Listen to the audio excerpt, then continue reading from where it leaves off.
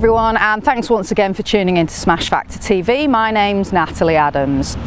Today we're out on the course once again looking at slopes and our Awkward Lies series, and here we're faced with an uphill slope. Now, a few things to take into consideration when you're playing off this uphill slope. First of all, the ball's going to fly as though it's on a launch pad, so you really are going to get a lot more height on this shot. So just take that into consideration when you're thinking about the yardage you're playing in from. The ball's going to fly higher, and also because you're hitting uphill and it's going to land a lot higher than you are, the ball's going to land earlier during its trajectory, so you're not going to get the same yardage that you would if you were hitting off the flat. So first thing I'd suggest is just make sure you take one extra club or two, depending on the severity of the slope, but that'll ensure that you still achieve the yardage that you're looking for. So make sure you club up one or two clubs, again just depending on that severity of the slope. The second thing we've got to look at here is the flight that you're going to get on that ball. Now, with the way we're going to alter things at setup to encourage you to get a really good crisp strike, you're not going to be able to move through impact as you usually would, and you're going to find that you get more weight left on your trail foot. So the ball flight's going to tend to be a little bit more right to left.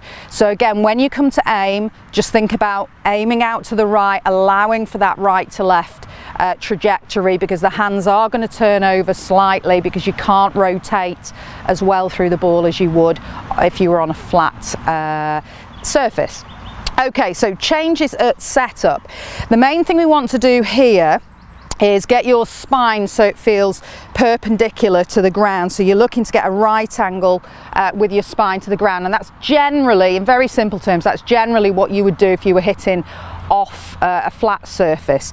So here what we want to do in order to get that is just get the shoulders so that they reflect the angle of the slope that you're on.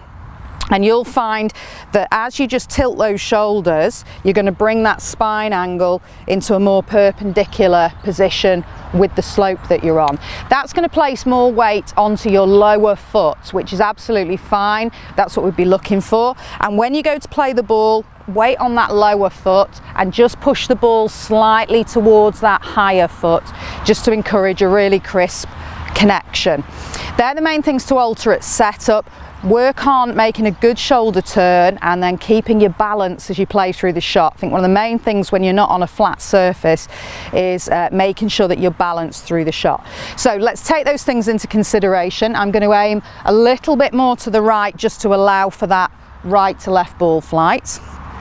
I would normally be set up so that feels upright to me, but if I swing like that, the club's going to come off the slope, and then as I swing into it, I'm going to dig the club into the slope, so I'm not swinging with the slope. So I'm going to tilt those shoulders to reflect the slope. That just tilts the spine perpendicular to the ground. Weight's now on that lower foot, and I've just pushed the ball a little bit more forward of centre just to get that ball slightly towards my higher foot. The main thing I'm now focusing on is making a good rotation in my upper body, but I'm going to work on keeping my balance. Follow through, I won't be able to follow through, and that's into a full follow through position because of the weight on that lower foot, and that's going to give me that right to left ball flight. So you see I'm a little bit stunted there with that follow through, just can't quite get the weight all the way off there. Nice right to left flight on the ball, but if you've aimed to the right, you know that's going to happen. Don't try and fight with the slope at all, play with it, but it's a good crisp connection. I've got the club coming from low down on the slope and going up the slope to get that connection, rather than it coming off the slope and then digging in. Take those tips onto the course next time you're out there. It's a game-changing golf tip.